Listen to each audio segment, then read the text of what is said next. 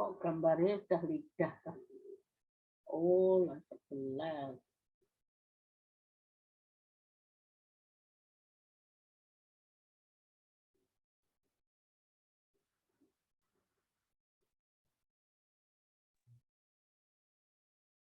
Assalamualaikum warahmatullahi wabarakatuh. Waalaikumsalam warahmatullahi wabarakatuh. Selamat pagi Bu Lisdiana dan teman-teman Rombel PBOA. Kami dari kelompok 2 akan mempresentasikan sistem Indra. Next slide. Untuk anggota dari kelompok 2, yang pertama ada Zahra Dika, yang kedua Desi Nur Fitriani, yang ketiga saya sendiri Farika Layuli, dan yang keempat ada Aziza Bersafalide. Next slide.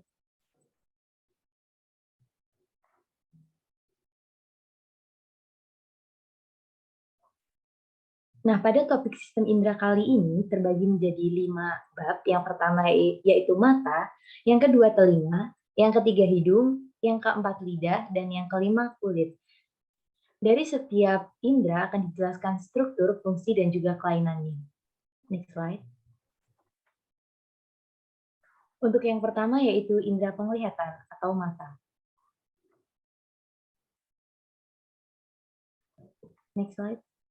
Nah, untuk anatomi mata ini yang pertama ada lapisan mata, yang kedua ada konjungtiva, lensa, dan corpus vitreus, yang ketiga ada palpebra dan kelenjar lakrinal, dan yang terakhir otot ekstraokuler mata. Next slide. Untuk lapisan mata ini memiliki 3 lapisan pelindung. Yang pertama ada tunica fibrosa atau lapisan terluar di mana ditunjukkan anak panah warna biru. Tunica fibrosa ini di anterior akan membentuk kornea dan yang di bagian posterior akan membentuk sklera. Untuk lapisan yang kedua yaitu tunica vasculosa yang ditunjukkan anak panah warna merah. Di anterior akan membentuk iris dan corpus ciliaris, sementara di posterior akan membentuk koroid. Tunica vasculosa ini juga disebut uvea karena kaya akan pembuluh darah. Dan yang lapisan terdalam yaitu ada tunica nervosa yang ditunjukkan anak panah berwarna kuning. Tunica nervosa ini membentuk struktur yaitu retina. Next slide. Nah, untuk bagian yang pertama yaitu ada kornea dan juga sklera. Kornea ini merupakan media refraksi, di mana media refraksi ini harus jernih karena digunakan sebagai penglihatan dan bersifat avaskuler atau tidak memiliki pembuluh darah karena merupakan suplai dari oksigen dan juga nutrisinya untuk kornea ini berasal dari air mata dan cairan humor aqueous. Indeks bias dari kornea ini adalah 1,37 dengan inervasinya itu nervus V1 atau sensitivitasnya, di mana yang akan menyebabkan refleks berkedip pada mata kita. Untuk sklera sendiri, merupakan tempat insersi dari otot-otot ekstraokuler dan juga vaskularisasinya menggunakan oleh arteri ciliaris. Untuk inervasinya itu dari nervus ciliaris. Next slide. Bentar.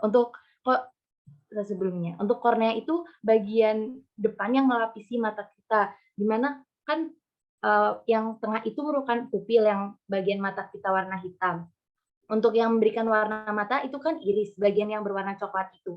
Nah, untuk korneanya ini tuh kayak lapisan paling depannya. Di gambar skematisnya itu bisa kita lihat lapisan yang melindungi paling depan itu adalah kornea. Dan untuk bagian mata yang berwarna putih itu adalah sklera. Next slide. Nah, untuk kornea ini memiliki 5 lapisan, yaitu lapisan yang pertama merupakan epitel, di mana epitel ini itu dapat beregenerasi dari arahnya perifer atau permukaan di bagian limbus korneanya itu ke bagian sentralnya. Untuk lapisan yang kedua adalah membran Bowman, di mana lapisan ini tuh sudah tidak beregenerasi. Dan jika terjadi kerusakan di membran Bowman ini, akan meninggalkan cicatrix. Bagian yang ketiga merupakan lapisan yang paling tebal, yaitu stroma.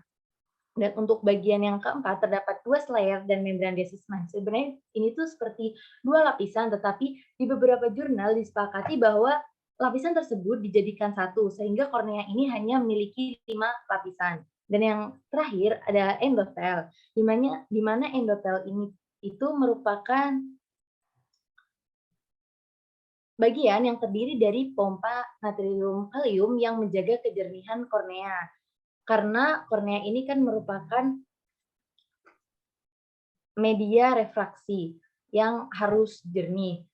Nah, di endotel ini menyerap nutrisi dan oksigen dari cairan humor aqueous dan air mata. Next slide. Nah, untuk gambar pembagiannya itu seperti ini ya, teman-teman, bisa kita saksikan. Dan dulu kita juga pernah mengamati waktu struktur jaringan hewan, di mana lapisan yang pertama ini merupakan epitel, dan lapisan kedua yang agak samar ini merupakan membran Bowman. Lapisan yang paling tebal di tengah itu merupakan stroma, dan yang sebelum lapisan terakhir endotelium ada desismen membran. Next slide. Nah, untuk bagian yang selanjutnya adalah iris, di mana iris pada mata itu ada bagian superior dan juga inferior. Pada gambar yang paling pojok, itu yang dikotakin warna merah, nah itu adalah bagian irisnya. Ketika irisnya itu diperbesar, akan membentuk gambar yang sekarang disajikan di hadapan teman-teman yang bagian tengah. Nah, di bagian iris ini memiliki 4 lapisan. Lapisan yang pertama itu anterior limiting layer, di mana banyak mengandung melanosit dan yang menentukan warna iris. Kenapa warna iris pada orang Indonesia itu cenderung hitam dan juga coklat? Karena melanosit pada orang Indonesia ini banyak, sementara di orang Barat itu cenderung sedikit melanositnya. Untuk lapisan yang kedua itu ada iris stroma, di mana lapisan ini itu tersusun oleh pembuluh darah, saraf, dan juga otot-otot. Di mana ada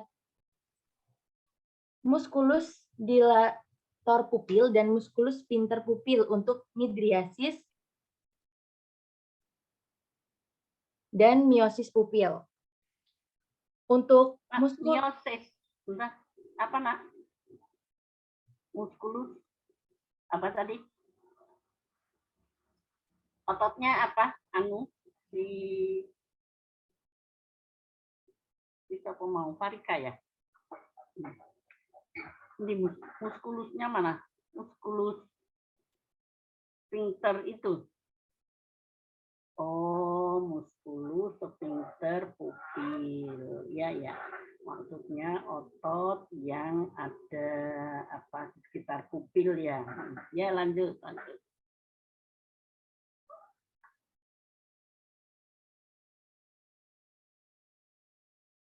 Ya, Farika lanjut. Kakak, Farika. Baiklah, mohon maaf sebelumnya terkendala sinyal. Untuk yang musculus dilator pupil ini, untuk midriasis, di mana ketika kita di ruangan gelap, mata kita ini akan mengalami midriasis, di mana pupilnya ini akan berdilatasi supaya mata kita ini tetap dapat menangkap banyak cahaya. Yang berperan itu di sini musculus dilator pupil. Sementara untuk musculus sphincter pupil ini, ketika kita ada di ruangan yang terang dengan cahaya yang banyak, sehingga pupil ini akan mengecil supaya untuk mengurangi cahaya yang masuk. Di gambar yang bulatan 3 berwarna biru itu, bagian tengah adalah pupil kita ketika normal. Nah, untuk yang musculus sphincter pupil itu, ketika dia mengerut atau menyedikitkan cahaya yang masuk, akan membentuk sirkular. Sementara untuk yang dilator pupil, dia itu akan bentuknya radial atau melebar, seperti anak panah warna hitam yang ditunjukkan di situ. Next slide.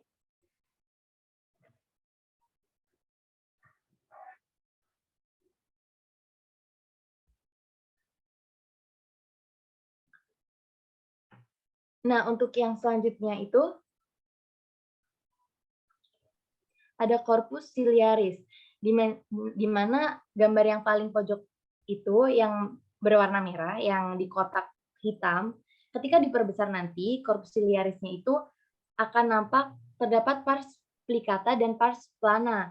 Pars plicata itu yang bagiannya bergelombang-bergelombang, sementara pars plananya itu yang lurus atau mendatar. Nah, bagian di pars plicata ini terdiri dari musculus ciliaris yang berguna untuk akomodasi lensa dan juga prosesus ciliaris, di mana di prosesus ciliaris ini terdapat epitel berpigmen dan juga yang tidak berpigmen, tempat melekatnya zenula zini. Untuk epitel yang berpigmen bisa kita lihat di gambar paling kanan, paling kiri, mohon maaf. Untuk epitel yang berpigmen ini yang warnanya lebih gelap, sementara epitel yang tidak berpigmen itu dia yang warnanya cukup terang, di mana epitel yang tidak berpigmen ini berfungsi untuk menghasilkan cairan humor aqueous.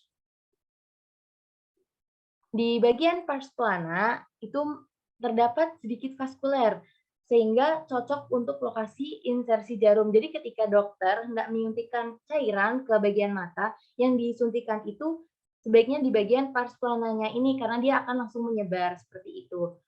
Dan untuk musculus ciliaris ini kan berfungsi untuk akomodasi lensa. Next slide.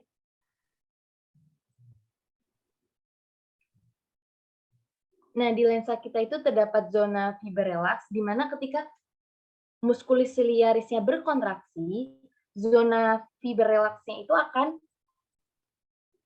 mengkerut, sehingga lensa akan nampak cembung. Sementara ketika musculus ciliarisnya itu relaksasi, zona fibernya itu akan merenggang, sehingga lensanya itu akan tampak mendatar. Seperti itu. Next slide.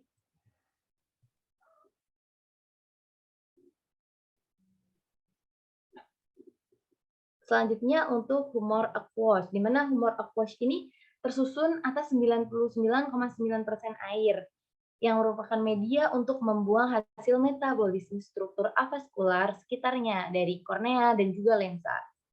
Di mana humor aqueous ini mengisi chamber anterior, yaitu bagian mata dalam yang merupakan media refraksi dengan indeks biasanya itu 1,33. Di humor aqueous ini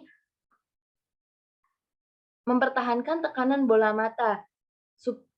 Tekanan bola mata ini dipertahankan supaya jumlah atau volumenya ini tetap dalam jumlah normal.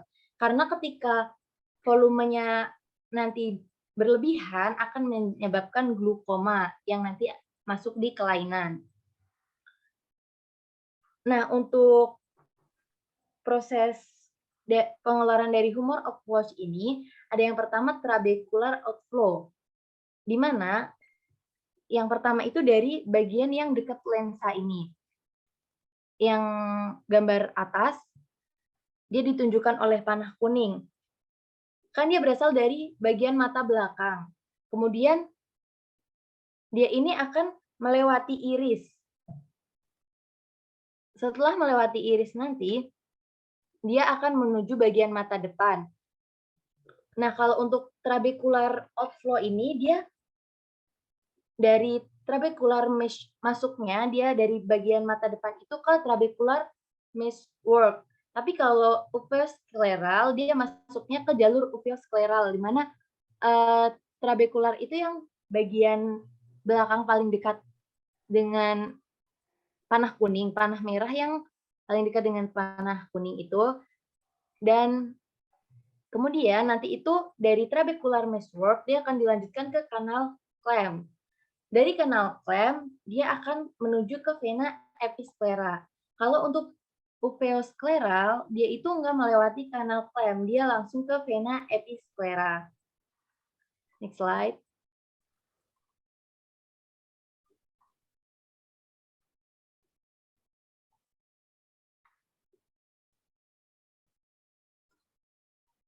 Untuk yang selanjutnya ada retina atau lapisan sensori mata. Retina ini memiliki 10 lapisan. Yang pertama itu ada inner limit limiting membran, yang kedua nervous fiber layer, yang ketiga ganglion cell, yang keempat inner plexiform layer, yang kelima inner nuclear layer, yang keenam outer plexiform layer, yang ketujuh outer nuclear layer, yang kedelapan outer limiting membran, yang kesembilan ada layer of rods and comb, dan yang 10 ada bagian choroidnya itu. Nah, jadi ketika cahaya nanti masuk ke mata, dia itu akan melewati 10 lapisan itu. Yang nantinya itu akan diabsorpsi dan diubah oleh lapisan ke-9. Di mana antara lapisan ke-9 dan lapisan ke-10 ini itu terdapat celah potensial yang nantinya dapat mengubah impuls cahaya itu menjadi impuls listrik. Yang selanjutnya nanti akan diteruskan ke lapisan selanjutnya, yang next slide. Itu harusnya ditulis juga itu Farika nama-namanya, karena kan anunya kecil ya. Padahal itu penting itu. 10 lapisan tadi loh. Jadi bisa dijadikan 2 slide kayaknya, Mbak Farika.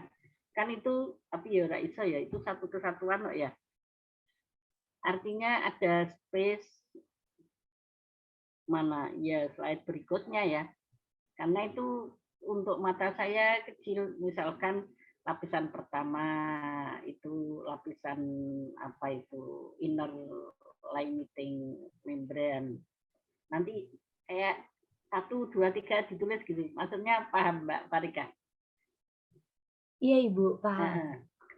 Nanti besok ketika revisi itu di slide berikutnya bisa, kalau ini kayaknya itu satu kotak ya, sudah enggak bisa ditambahi kata-kata ya, atau diambil itunya aja Farika, diambil gambar struktur histologinya, terus ganti slide, itu tempel ke, terus dikasih 1, 2, 3 gitu. Nah, ya, kali lain, enggak sekarang waktunya nanti. Baik Ibu, terima kasih untuk saran dan masukannya.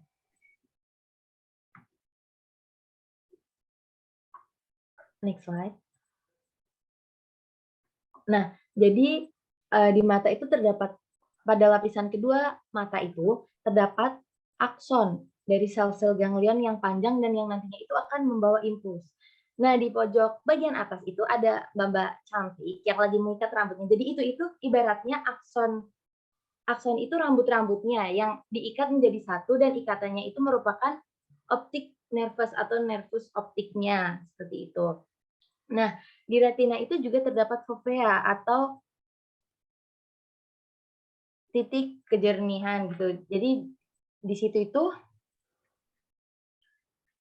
digambar, ditunjukkan fovea itu bagian yang mencekung ketika dilihat, seperti itu. Next slide. Nah, jika dilihat dengan retinoskop, kan tadi optik nervusnya itu yang banyak mengandung pembuluh darah, sementara fovea ini itu avaskuler atau tidak mengandung pembuluh darah, di mana lapisan yang pertama itu ada makula, di mana makula nanti akan mengecil dengan pusatnya itu yang disebut fovea, seperti itu. Next slide. Selanjutnya itu ada konjungtiva, lensa, dan juga corpus vitreus. Nah, corpus vitreus ini merupakan media refraksi dengan struktur gel transparan yang mengisi 2/3 bola mata. Jadi corpus vitreus ini juga mempertahankan bentuk bola mata dengan indeks biasnya itu 1,33. Next slide. Nah, untuk yang selanjutnya ini ada konjungtiva. Konjungtiva ini merupakan membran mukosa tipis dan transparan yang melapisi bagian anterior bola mata dan juga bagian dalam palpebra yang terdiri dari sel-sel goblet. Untuk konjungtiva ini sendiri, itu tuh yang melapisi ada 4 bagian. Yang pertama itu yang bagian tengah yang berwarna biru, disebut surface of the cornea, yang bagian atau yang melapisi kornea mata kita. Kemudian di samping kornea ini ada bulbar conjunctiva dan yang paling ujungnya terdapat konjungtival fornix dan yang berwarna hijau itu adalah palpebra conjunctiva. Next slide.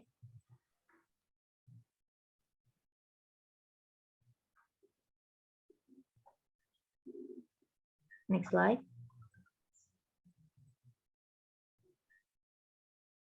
Nah, untuk bagian yang selanjutnya itu adalah lensa, di mana lensa ini merupakan media refraksi juga, di mana harus dijaga kejernihannya agar kita dapat melihat objek itu dengan jelas, seperti itu.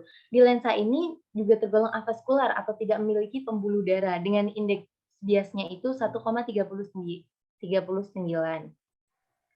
Lensa ini terdiri dari 3 bagian utama, di mana ada kapsul anterior, dapat kita lihat pada bagian sebelah kiri kita, yang bagian atas atau lebar ini merupakan kapsul anterior. Untuk yang bagian bawah yang lebih cembung ini adalah kapsul posterior. Terdapat juga bagian korteks. Korteks itu bagian yang berbentuk garis-garis, digambarkan dengan garis-garis pada gambar tersebut. Dan untuk nukleusnya itu bagian tengah yang bulat, atau bisa kita sebut juga intinya. Nah, lensa ini digantung oleh zona Lazini dan dapat melakukan reepitelisasi pada sisi ekuator dari arah perifer ke sentral. Jadi arahnya itu dari tepi-tepinya ini menuju ke tengah atau inti. Slide. Selanjutnya ada palpebra dan juga kelenjar lakrimal. Nah, untuk palpebra ini juga ada superior dan inferior, yaitu di bagian atas dan di bagian bawah. Di mana untuk Melbournian gland-nya ini akan menghasilkan lipid sebagai kandungan air mata. Jadi di air mata kita ini juga terdapat lipidnya, terdapat lipid. Nah, untuk musculus levator muscle, dia itu terletak di bagian atas yang berfungsi untuk mengangkat kelopak mata kita. Jadi yang berfungsi untuk mengangkat kelopak mata kita adalah musculus levator muscle. Dan di sampingnya ini ada kelenjar lakrimal yang berwarna merah muda itu dan ditunjukkan panah dengan highlight warna kuning, lacrimal gland. Dia ini merupakan kelenjar air mata, di mana proses penghasilkan air mata itu akan keluar dari secretory ductus secretory yang nantinya akan membasahi permukaan mata. Kemudian air mata yang sudah keluar tadi akan masuk melalui lacrimal punctum dan akan ke canaliculus superior dan inferior.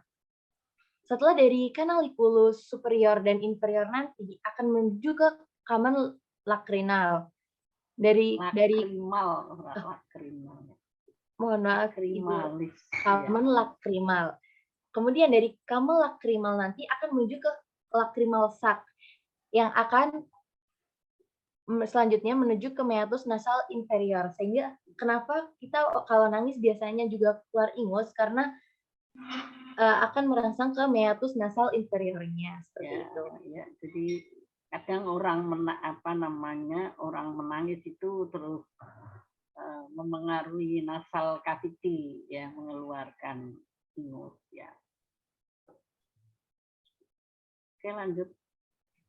Itu kandungan air matanya kok gede banget toh sih tulisannya sampai.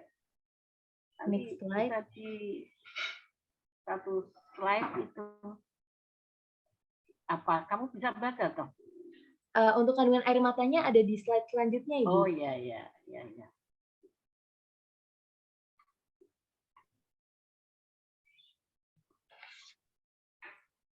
Nah, untuk kandungan dari air mata ini, kan tadi ada Melbournian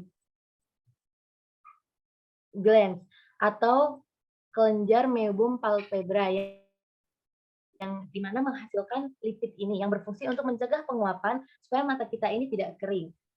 Nah, selain lapisan lipid, lapisan lipid merupakan lapisan yang paling luarnya itu. Nah, untuk lapisan yang kedua itu lapisan aqueous, di mana lapisan ini itu dihasilkan oleh kelenjar lakrimal. Dari kelenjar lakrimal accessorius itu menghasilkan air mata yang terus-menerus untuk membasahi mata kita ini supaya tidak kering. Nah, sedangkan dari kelenjar lakrimal major and minor akan menghasilkan air mata saat kita menangis. Nah, kemudian ada juga lapisan musin, di mana lapisan ini tuh dihasilkan oleh sel-sel goblet konjungtiva yang berfungsi untuk melengketkan air mata sehingga waktu kita berkedip untuk membasahi mata kita, kita itu tidak berjatuhan air matanya karena ada lapisan musinnya ini. Next slide.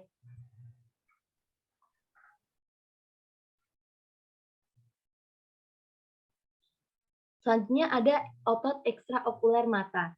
Hampir semua otot ekstraokuler mata ini diinversi oleh nervus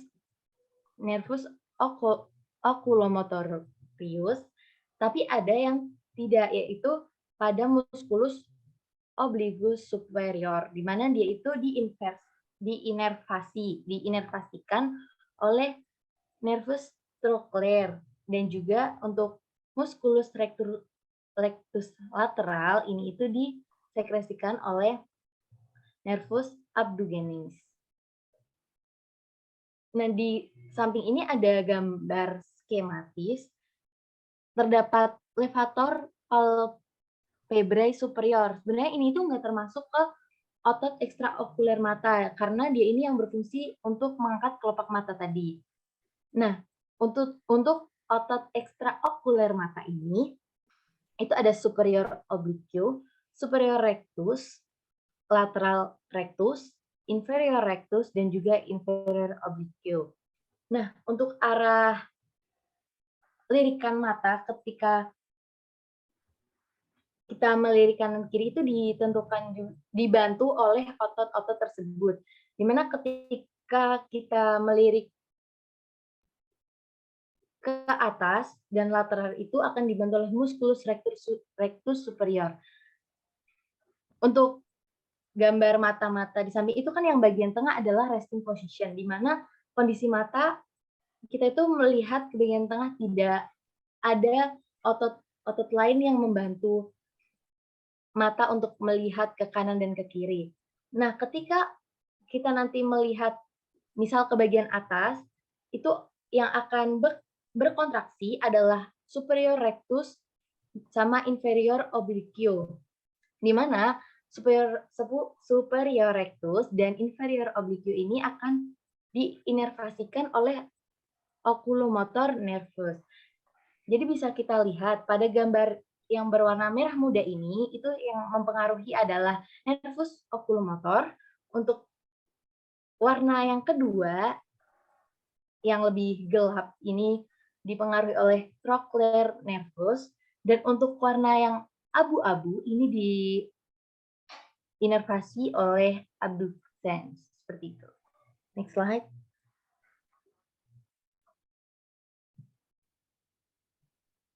Masih banyak, Mbak Fariska. Bagaimana, Ibu? Berapa slide lagi? 4, 5, Ibu. 4 atau 5. Nanti kalau 2 minggu, dua kali pertemuan nggak apa-apa. Ini apa, 3 indra berikutnya. Kayaknya nggak cukup waktunya ya. Tulis mau nguji nanti ya. Ya lanjut, nggak apa-apa, lanjut. Nah, untuk bagaimana kita dapat melihat itu dipengaruhi oleh 3 komponen. Yang pertama yaitu media refraksi, di mana media ini yang tadi harus dijaga kejernihannya atau dijaga tetap jernih supaya kita dapat melihat dengan jelas. Nah, yang kedua itu ada visual pathway, di mana terdiri dari retina, nervus, dan juga tractus opticus.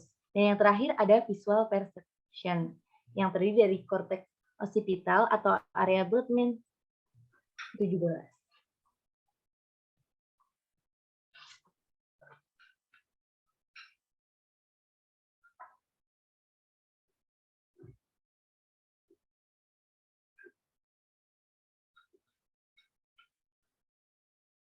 Mohon maaf, slide sebelumnya.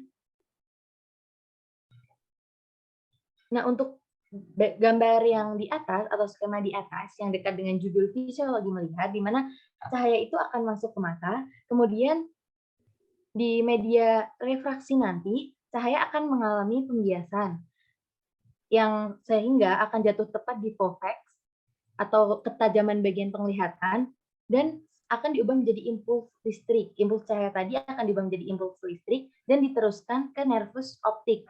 Dari nervus optik atau kumpulan dari akson nanti akan diteruskan ke otak. Next slide. Untuk media refraksi ini, mungkin dulu kita pernah melakukan praktikum mencelupkan pensil ke gelas, di mana akan nampak patah. Begitu juga dengan refraksi. Ketika medium yang optiknya kurang rapat ini, di mana sinarnya datang dari medium yang optiknya kurang rapat, ke medium yang optiknya rapat, akan mengalami pembiasan dengan sinar bias itu mendekati garis normal. Sementara jika medium yang optiknya rapat ke medium yang optiknya kurang rapat ini, maka sinar biasnya itu akan menjauhi garis normal. Nah, udara yang ada di sekitar kita ini, indeks biasnya rata-rata 1. Dengan media refraksi di mata kita, kornea itu indeks biasnya 1,37, humor aqueous 1,33, lensa indeks biasanya 1,39, dan corpus vitreous dengan indeks biasanya 1,33, di mana karena indeks biasnya yang sama, maka sinar yang datang nanti dari medium dengan indeks bias yang sama, maka sinar biasnya itu akan mendekati garis normal. Next slide.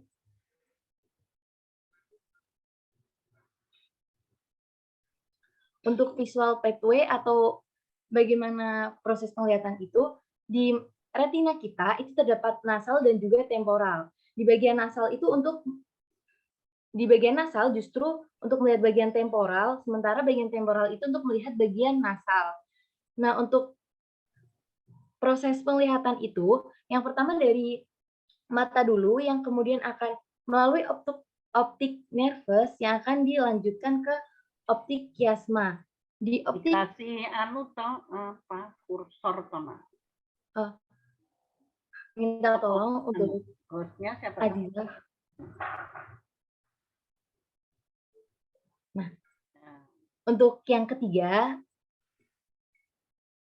tadi. Nah, pertama mana pertama? Yang pertama itu temporal retina, Ibu. Di mana cahaya nanti akan masuk ke retina. Nah, kemudian cahaya yang masuk itu akan diubah impuls cahaya ke impuls listrik dan diteruskan oleh optik nervus. Setelah itu akan dilanjutkan ke optik chiasma. Di optik chiasma ini untuk bagian nasalnya nanti akan bersilangan, sementara bagian temporalnya ini akan lurus saja seperti itu. Dan setelah dari optik chiasma nanti, yang nomor 3, akan diteruskan ke tractus opticus. Dari tractus opticus akan dilanjutkan ke lateral geniculate nucleus. Setelah dari lateral geniculate nucleus ini akan dilanjutkan ke radiasio optik. Ketika kita melihat suatu benda itu sebenarnya terbalik di mata kita. Tetapi karena ada visual perspection, di mana kita itu akan melihat benda itu sama seperti yang kita lihat saat ini. Sebenarnya di mata kita benda itu tuh nampak terbalik. Next slide. Nah, untuk kelainan sistem penglihatan itu yang pertama ada buta warna, di mana buta warna ini ada 2, yaitu buta warna parsial dan juga buta warna total. Buta warna ini keadaan ketika seorang tidak dapat melihat spektrum warna tertentu. Untuk yang parsial itu ada buta warna merah, hijau, dan biru kuning. Selanjutnya ada kelainan refraksi. di mana karena kelelahan mata, maka dapat terjadi presbiopi, hipermetropi, miopi, dan astigmatisme. Next slide. Nah, untuk glaukoma, di mana glaukoma ini kelebihan cairan yang merusak saraf optik di belakang mata, sehingga perlunya cairan mata yang seimbang supaya tidak terjadi glaukoma ini. Dan ya, itu kan menyebabkan tekanan bola mata jadi tinggi. Kayak kita hipertensi, kalau itu tekanan pada bola mata. Ya, lanjut. Selanjutnya ada retinopati diabetikum, di mana karena kadar gula darah yang tinggi dapat merusak pembuluh darah kecil yang berfungsi memberi nutrisi pada retina. Nah, karena retina ini untuk menangkap cahaya, sehingga penglihatan kita akan terganggu seperti itu. Next slide. Dan yang terakhir ada katarak, di mana ini ada protein yang terdapat di mata yang akan menimbulkan gangguan apabila dibiarkan lama-kelamaan ini dapat menyebabkan kebutaan seperti itu. Next slide. Nah, untuk selanjutnya ada indera pendengaran, yaitu telinga yang akan dilanjutkan oleh rekan saya. Silakan. Siapa ini indera? Radika Edis Yunita, Bu. Iya. Demikian. Ini kan 5 ya, 5 indera ya. Kita hari ini 2 saja. Nanti minggu depan kita lanjutkan dengan indera pengecap, kemudian kulit, satunya lagi apa? Iya, Bu. Hidung ya. Teman ya. Mohon maaf ya karena nanti tulis mau menguji padahal ternyata ujinya luring, jadi saya harus siap-siap ke kampus juga. Baik, Ibu. Selanjutnya ada indera telinga, indera pendengaran yaitu telinga. Next slide. Telinga sendiri merupakan sebuah organ yang mampu mendeteksi atau mengenal suara dan juga banyak berperan dalam keseimbangan dan posisi tubuh. Nah, bagian dari telinga sendiri ini ada 3, ada telinga luar, telinga tengah, dan telinga dalam. Telinga luar ini berfungsi menangkap getaran bunyi, sedangkan telinga tengah untuk meneruskan getaran dari telinga luar kepada telinga dalam. Selanjutnya yang terakhir itu telinga dalam. Dia berfungsi untuk menerima rangsang bunyi dan mengirimkannya berupa impuls ke otak, kemudian diolah. Next slide. Nah, telinga luar. Telinga luar ini terdiri atas 3 bagian. Yang pertama, daun telinga atau auricula, liang telinga atau meatus auditorius externus, dan terdiri atas membran tipani atau yang kita kenal dengan gendang telinga. Di gendang telinga atau membran tipani ini berbagai kotoran akan disaring dan kemudian jika gendang telinga ini rusak atau pecah, maka akan berbahaya. Adapun bagian dari telinga luar sendiri ini terdiri atas tulang rawan yang memiliki bentuk dan ciri khas. Bentuk dan ciri khas tersebut ini tuh punya fungsi ya untuk memusatkan suara yang datang ke pusat atau saluran telinga. Kemudian pada saluran telinga luar juga terdapat kelenjar sudorifera atau kelenjar yang bisa menghasilkan bahan mirip lilin yang biasa kita kenal sebagai kotoran telinga atau disebut juga dengan serumen. Sebenarnya serumen ini tuh tugasnya untuk menjaga telinga atau biar kotoran tidak masuk ke dalam telinga. Bisa juga untuk menghalang serangga masuk ke dalam telinga. Membran tipani atau gendang telinga ini tugasnya menangkap gelombang suara yang datang ke telinga. Habis itu reseptor akan mengolah dan menyampaikannya ke otak. Nah, daun telinga manusia kan berbentuk seperti ini. Sebenarnya bentuk khas ini tuh kurang efisien atau kurang mendukung fungsinya sebagai penangkap atau pengumpul getaran suara. Biasanya yang mendukung fungsi sebagai penangkap dan pengumpul getaran suara ini ada di telinga anjing sama telinga kucing, soalnya berbentuk tegak dan membentuk saluran menuju gendang telinga. Next slide.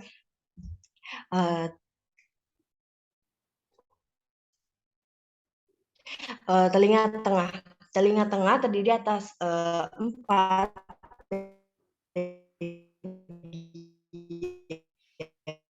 yang pertama ada gendang telinga atau membran tipani, yang kedua ada 3 tulang pendengaran yang terdiri atas malleus, incus, dan stapes facius.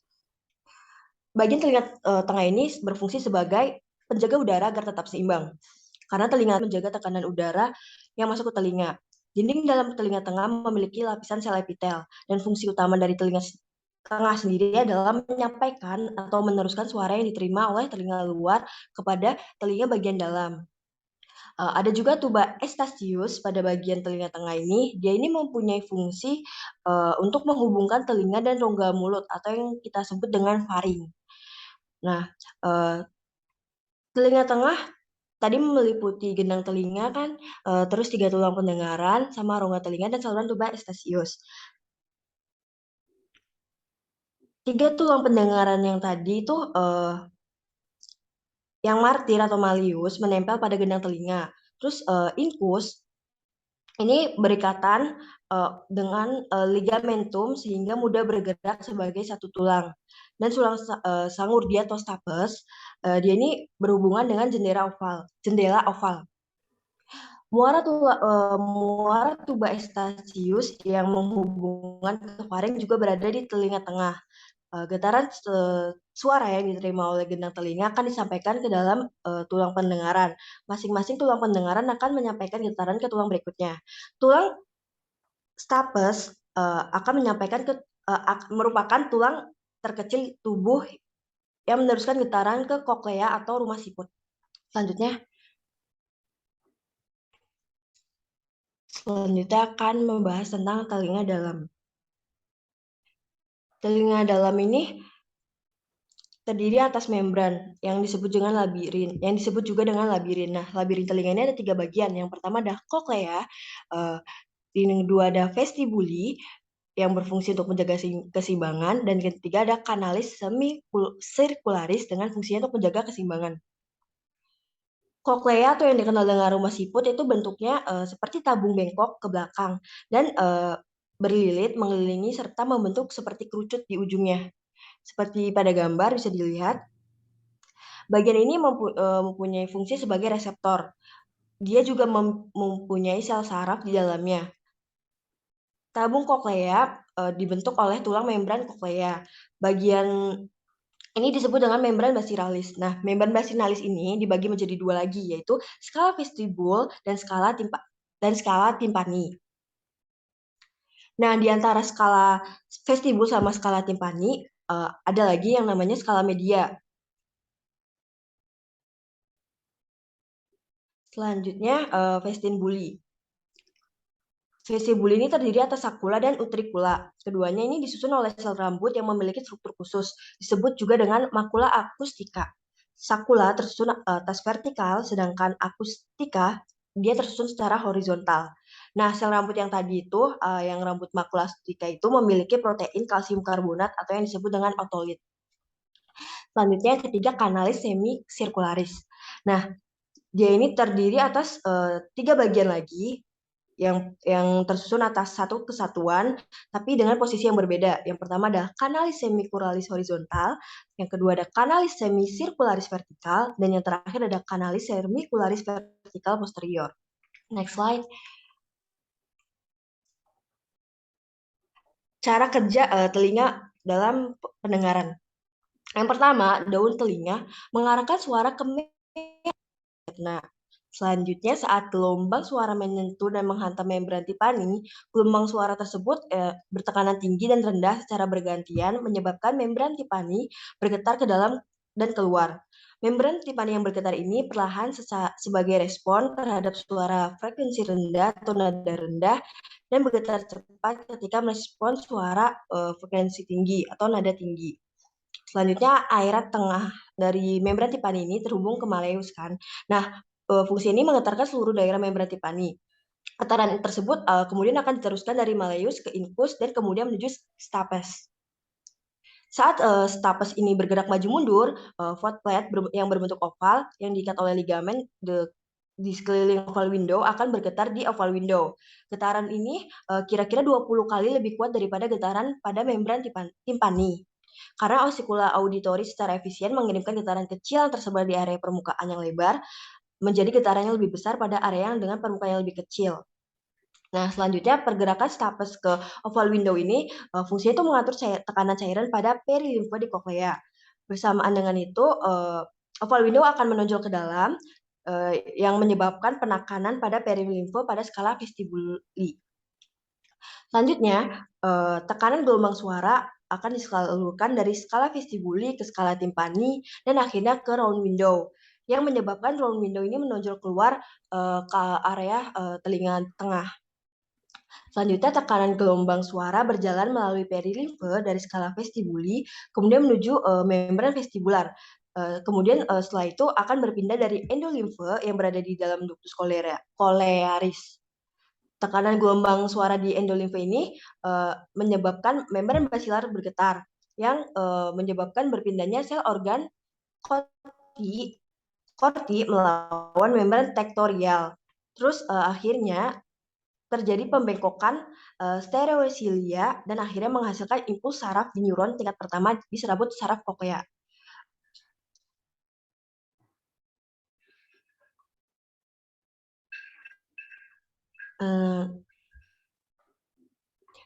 Next slide. Fungsi keseimbangan. Nah, aparatus vestibularis sangat penting bagi keseimbangan dengan mendeteksi posisi atau gerakan kepala. Aparatus vestibularis sendiri terdiri atas organ otolit yaitu utriculus, sacculus, dan canalis semicularis yang tadi dijelaskan pada bagian telinga dalam. Selanjutnya, aparatus vestibularis memberi informasi esensial untuk sensasi keseimbangan dan koordinasi gerakan kepala dengan gerakan mata dan postur. Canalis cervicularis mendeteksi akselerasi atau deselerasi rotasional kepala.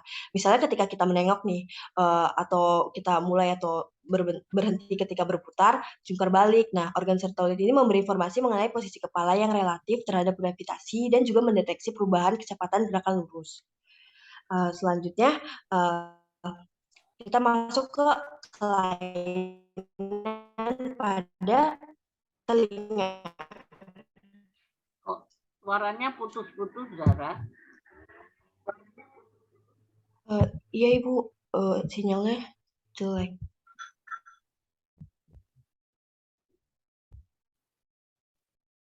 Ya, kamu off cam nggak apa-apa. Selanjutnya ini kelainan pada telinga. Yang pertama ada tuli. Tuli ini kayak udah familiar banget ya di kehidupan kita. Nah, tuli ini sebenarnya berarti ketidakmampuan telinga untuk mendengarkan bunyi atau suara. Tuli sendiri dapat disebabkan oleh adanya kerusakan pada gendang telinga atau membran timpani. Terus tersumbatnya ruang telinga, terus dia juga bisa disebabkan oleh rusaknya saraf pendengaran. Sebenarnya pada orang yang berusia lanjut, ketulian ini biasanya disebabkan oleh kakunya gendang telinga atau membran timpani dan kurang baiknya hubungan antar tulang pendengaran. Yang kedua, conge. Nah, conge ini adalah penyakit telinga yang biasanya disebabkan oleh infeksi pada bagian telinga yang tersembunyi di tengah-tengah. Nah, infeksi ini tuh biasanya disebabkan oleh bakteri. Selanjutnya ini otitis eksterna. Otitis eksterna ini infeksi pada saluran telinga yang menyerang seluruh saluran atau otitis eksterna generalisata, dan ada yang dia menyerang hanya pada daerah tertentu seperti bisul atau furunkel. Nah, otitis eksterna sendiri ini biasanya disebut dengan telinga perenang atau swimmer ear. Nah, terus selanjutnya ada perikondritis. Perikondritis sendiri adalah infeksi pada tulang rawan atau kartilago telinga luar. Perikondritis biasanya terjadi akibat cedera atau gigitan serangga, pemecahan bisul secara sengaja. Nah, dia ini akan menyebabkan nanah berkumpul di antara kartilago dan lapisan jaringan ikat di sekitarnya atau perikondrium. Nanah ini menyebabkan terputusnya aliran darah ke kartilago dan menyebabkan kerusakan pada kartilago dan pada akhirnya menyebabkan kelainan pada telinga itu sendiri.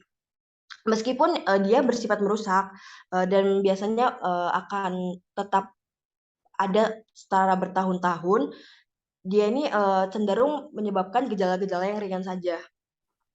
Next slide. Yang selanjutnya adalah eksim. Nah, eksim ini merupakan peradangan kulit pada telinga luar dan saluran telinga. Biasanya ditandai dengan gatal-gatal, kemerahan, pengelupasan kulit telinga, terus kulit yang pecah-pecah, serta keluarnya cairan dari telinga. Biasanya keadaan ini bisa menyebabkan infeksi pada telinga luar dan saluran telinga itu sendiri. Yang selanjutnya ada cedera. Nah, cedera ini biasanya akibat pukulan tumpul pada telinga luar. Nah, ia bisa menyebabkan memar di antara kartilago dan perikondrium. Nah, jika terjadi penimbunan darah di daerah tersebut, maka akan terjadi perubahan bentuk telinga luar dan tampak berwarna ungu kemerahan. Darah yang tertimbun ini disebut dengan hematoma, bisa menyebabkan terputusnya aliran darah ke kartilago, sehingga terjadi perubahan bentuk telinga. Biasanya ini juga disebut dengan kelainan bunga kol, atau biasanya ditemukan pada pegulat atau petinju yang sering tonjok-tonjok di daerah tersebut. Habis itu tumor. Tumor pada telinga ini bersifat jinak, juga bisa bersifat ganas, atau biasanya kalau yang ganas masuknya ke kanker. Nah, tumor yang jinak bisa tumbuh di saluran telinga, menyebabkan penyumbatan dan penimbunan kotoran pada telinga, serta ketulian. Contoh tumor sendiri nih ada banyak contohnya. Yang pertama ini ada kista sebacea, terus osteoma dan keloid. Terus yang terakhir ada kanker. Kanker ini tumbuh pada telinga bagian luar setelah pemaparan sinar matahari yang lama dan berulang-ulang. Pada stadium awal atau dini bisa diatasi dengan pengangkatan kanker atau terapi penyinaran. Sedangkan pada stadium akhir atau lanjut itu bisa diatasi dengan pengangkatan daerah telinga luar yang lebih luas. Tapi jika kanker tersebut telah menyusup ke dalam kartilago, dilakukan pembedahan. Sel kanker ini juga bisa tumbuh di dalam atau menyebar ke saluran telinga. Sekian presentasi dari kelompok 2, kurang lebihnya mohon maaf. Wassalamualaikum warahmatullahi wabarakatuh. Waalaikumsalam warahmatullahi wabarakatuh. Ya. Terima kasih Zahra. Jadi kita lanjutkan dengan diskusi, ini sudah jam 8 ya. 1 termin saja ya. Silakan. Jadi nanti untuk kelompok lainnya siapa itu Desi sama Azizah ya? Iya, Ibu. Dilanjutkan minggu depan tidak apa-apa.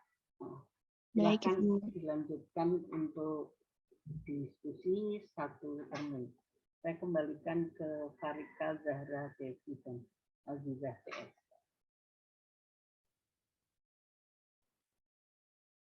Sebelumnya mau nanya, Bu, ini yang sekarang dibuka pertanyaan atau nanti sekalian pas selesai minggu depan? Saudara mau begitu, ya nggak apa-apa. Saya mau memberi pengumuman ini. Ya sudah, malah kebetulan juga agak kesusu-susu ya, mau belum apa-apa nanti ke kampus. Ya terima kasih. Kemudian ada 1 pengumuman dari saya, ya. Terkait dengan proyek, karena ini kan sudah mau November, saya janji setelah UTS ya. Jadi proyeknya tidak sulit, tidak memberatkan Anda. Jadi proyeknya itu nanti membuat suatu tulisan ya semacam modul begitu, apa-apanya nanti saya tulis di Elena ya. Intinya modul itu, materi yang ditulis itu tugas Anda. Ini makanya nanti dicatati, di list dulu. Ke komtingnya siapa sih? Ketua sukunya? Ya sembarang lah. Biasanya siapa itu? Yang nyatet-nyatet gitu siapa? Lita apa siapa? Yang nyatet.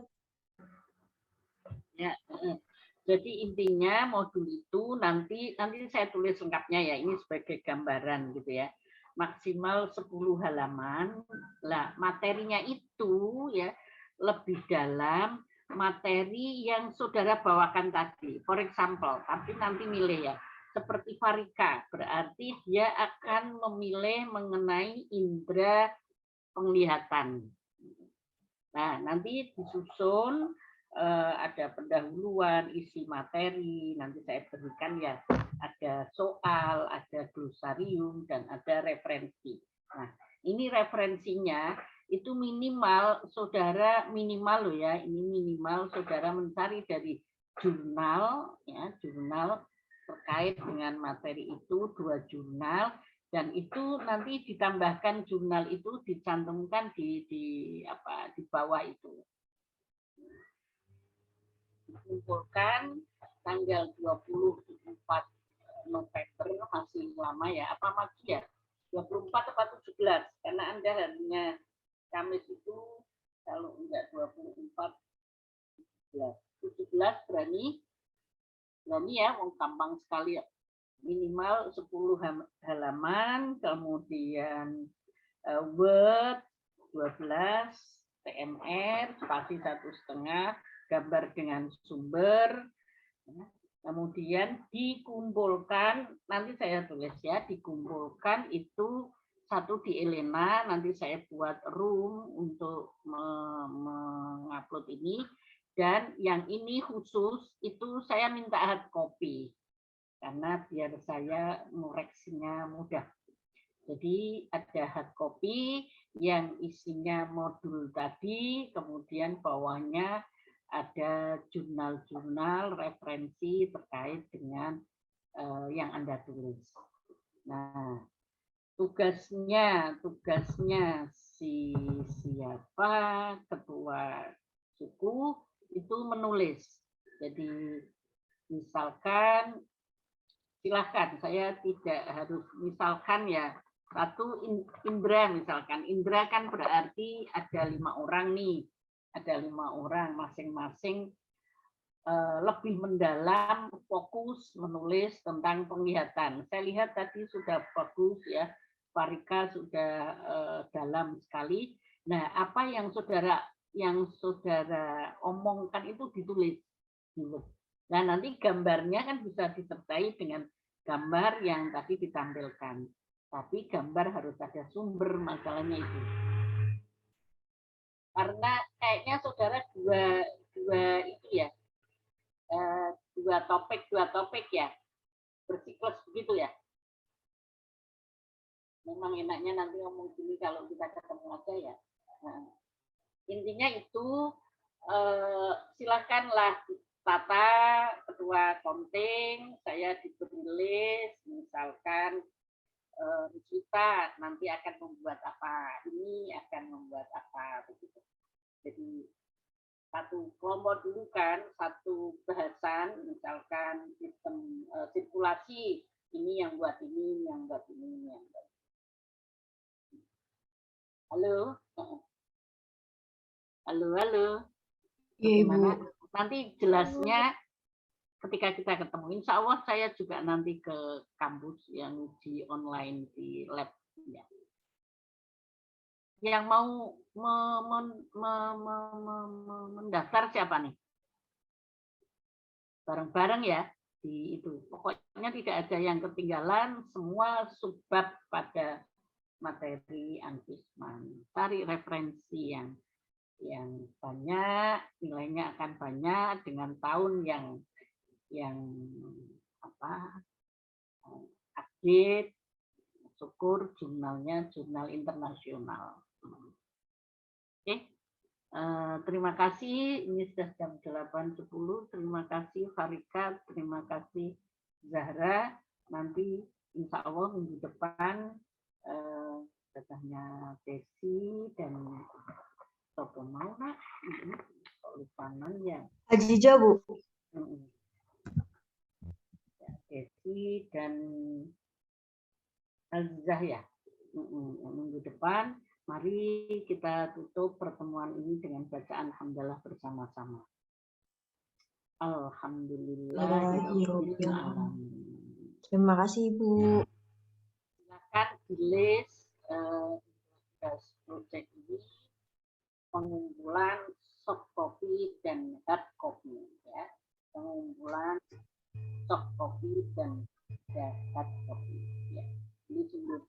Assalamualaikum warahmatullahi wabarakatuh.